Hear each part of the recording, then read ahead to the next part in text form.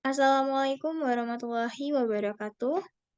Selamat pagi dan salam sejahtera untuk kita semua. Tabibun. Yang terhormat Bapak Dr. Andes Teddy Rusman MSI dan Ibu Dr. Pujiati MPD selaku dosen pengampu mata kuliah Metodologi Penelitian. Di sini saya akan mempresentasikan hasil tugas proyek akhir dari mata kuliah Metodologi Penelitian Pendidikan. Sebelumnya, izin memperkenalkan diri, nama saya Zalma Nindya Pangestika dengan NPM 2013031002. Di sini saya akan mempresentasikan hasil tugas akhir dengan judul sebagai berikut.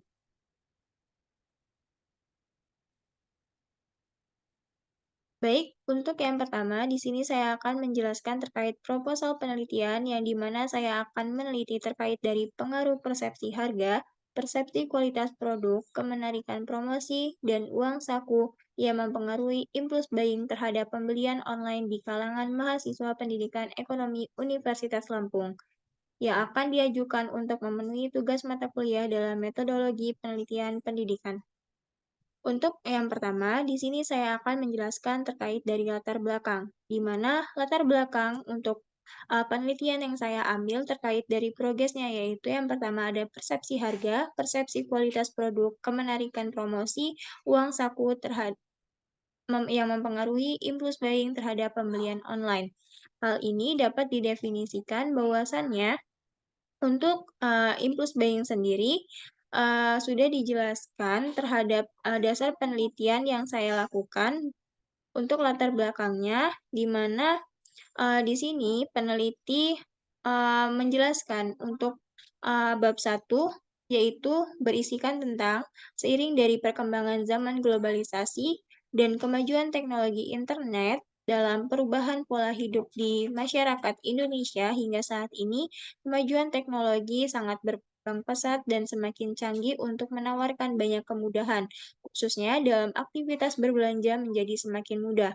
Hal ini membuat perilaku konsumtif meningkat, sehingga menjadi pasar potensial bagi perusahaan, khususnya bagi bidang e-commerce. Hal ini akan dilakukan pada stimulasi informasi pada dunia globalisasi. Dalam hal ini, untuk membentuk sebuah dunia yang merubah tatanan kehidupan insani dan membentuk sebuah dunia yang tersendiri yang dianggap sebagai dunia maya. Dengan adanya teknologi saat ini, atau disebut dengan teknologi internet, maka menjadi praktis atau mudah didapatkan untuk kebutuhan, khususnya dalam mengakses informasi yang dilakukan secara tunai maupun non-tunai.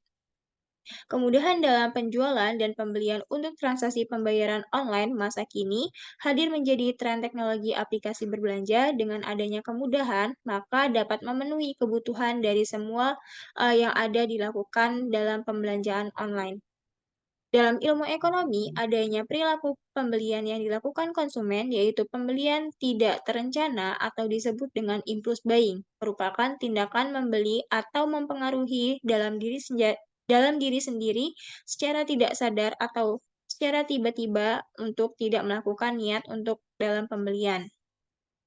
Hal ini tidak hanya dilakukan di Indonesia saja, namun dari semua negara di Asia Tenggara, hal hal tersebut dapat mempengaruhi Indonesia menjadi cenderung untuk melakukan dalam pembelian online atau disebut dengan impulse buying. Dalam hal ini, faktor yang diambil atau diangkat dalam sebuah penelitian tersebut, maka peneliti melakukan penelitian dengan judul pengaruh persepsi harga, persepsi kualitas produk, kemenarikan promosi, dan uang saku yang nantinya untuk melakukan keputusan pembelian dari konsumen pada kalangan mahasiswa pendidikan ekonomi Universitas Lampung.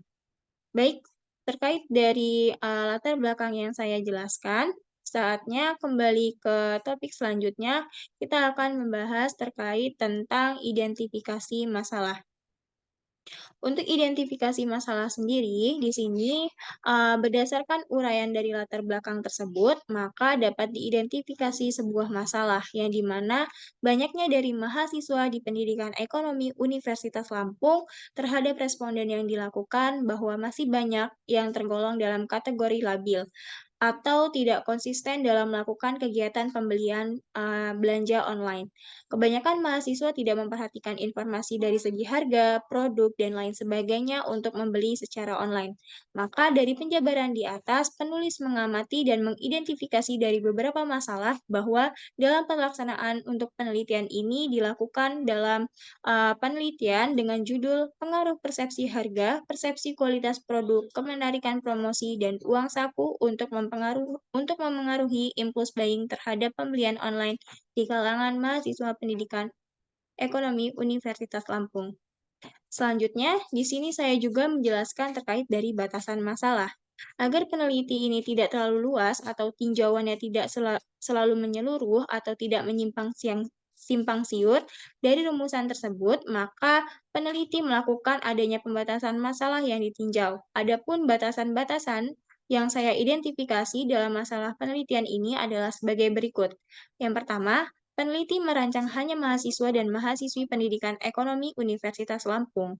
Yang kedua, peneliti hanya menggunakan keempat yang ada dalam penelitian sebagai pedoman untuk melakukan tahap penelitian. Selanjutnya di sini saya akan menjelaskan terkait dari rumusan masalah. Rumusan masalah yang saya lakukan itu terdapat ada 5 poin. Yang pertama, apakah ada pengaruh persepsi harga yang mempengaruhi impuls buying terhadap pembelian online di kalangan mahasiswa pendidikan ekonomi FKIP Universitas Lampung?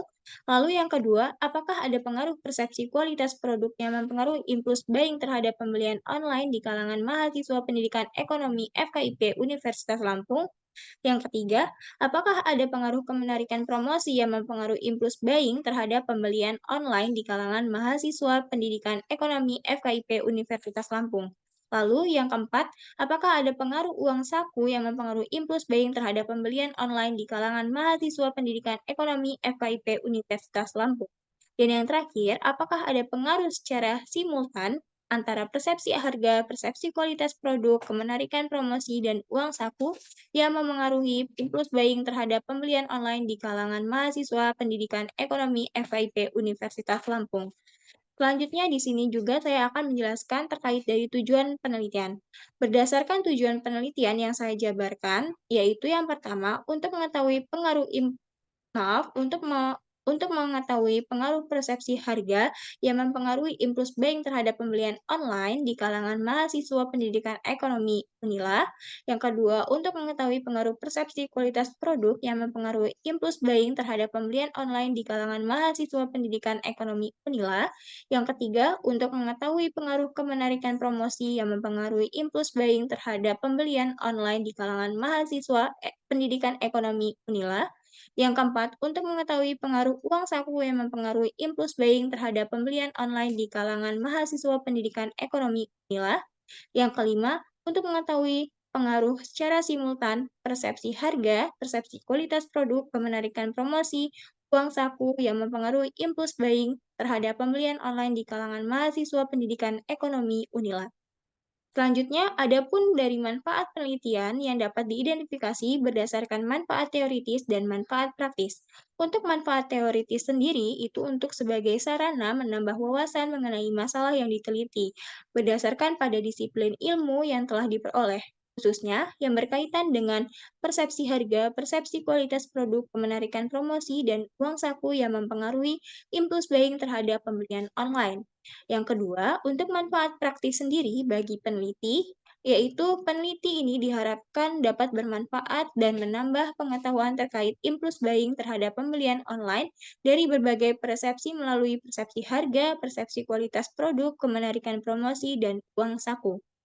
Selanjutnya, manfaat bagi mahasiswa dan manfaat bagi program studi pendidikan ekonomi itu sendiri, yaitu diharapkan menjadi sumber wawasan dan referensi untuk penelitian selanjutnya, terkait dari judul yang akan berketerkaitan dengan impuls buying dan nantinya dapat menghindari dari pengaruh impuls buying kepada mahasiswa yang bersangkutan khususnya di pendidikan ekonomi FKIP Unila.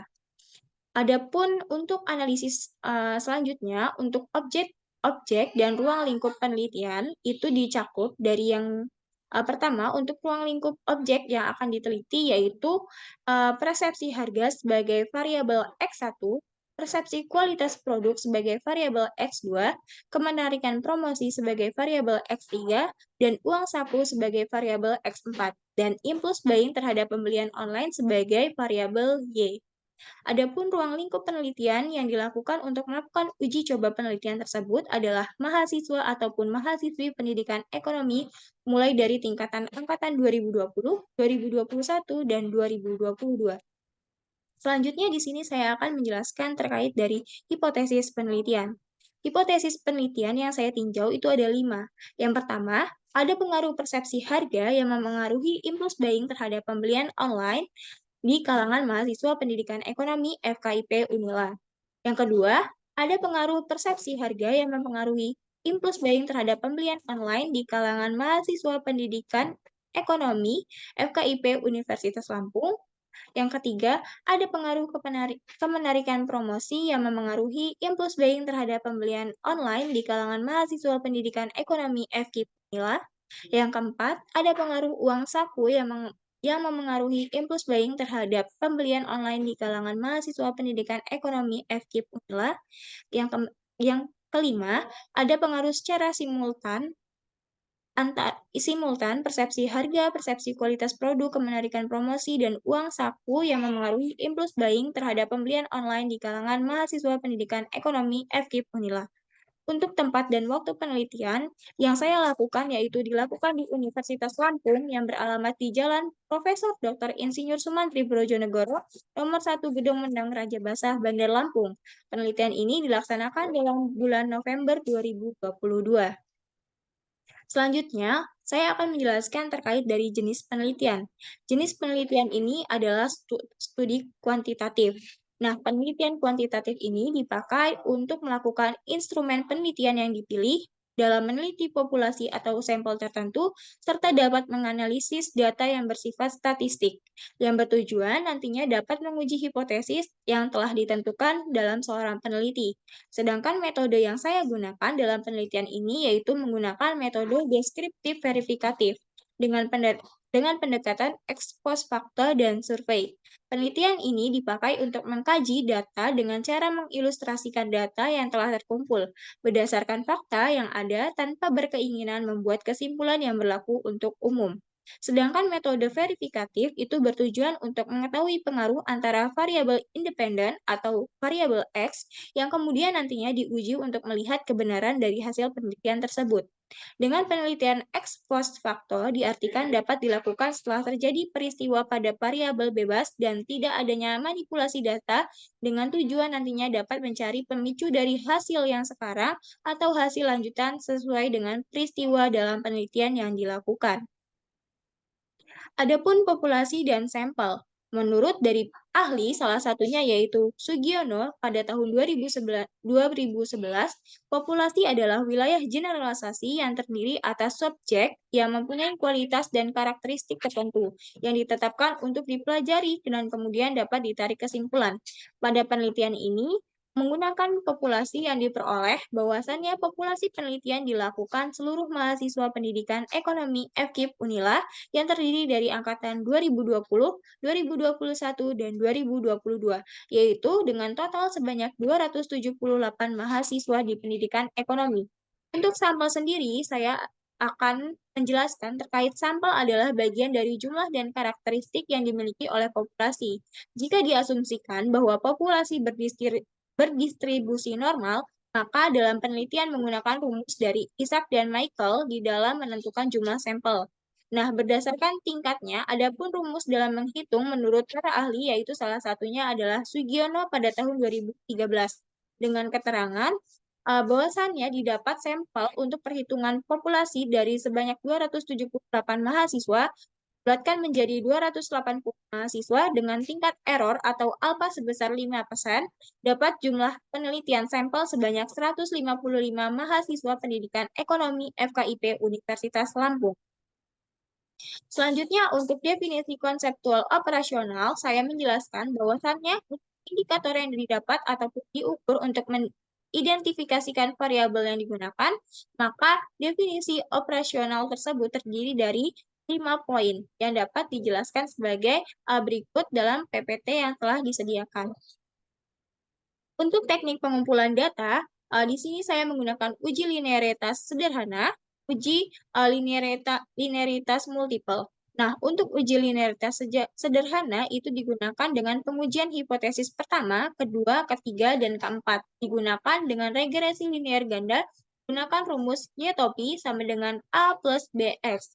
Dengan kriteria pengujian hipotesis, jika diperoleh T lebih besar dari T alfa, maka H0 ditolak dengan tegasan bahwasannya ada pengaruh. Sebaliknya, jika T0 kurang dari T alfa, maka H0 diterima yang menegaskan bahwa tidak ada pengaruh dengan alfa sebesar 0,05 dan deka dengan N-2.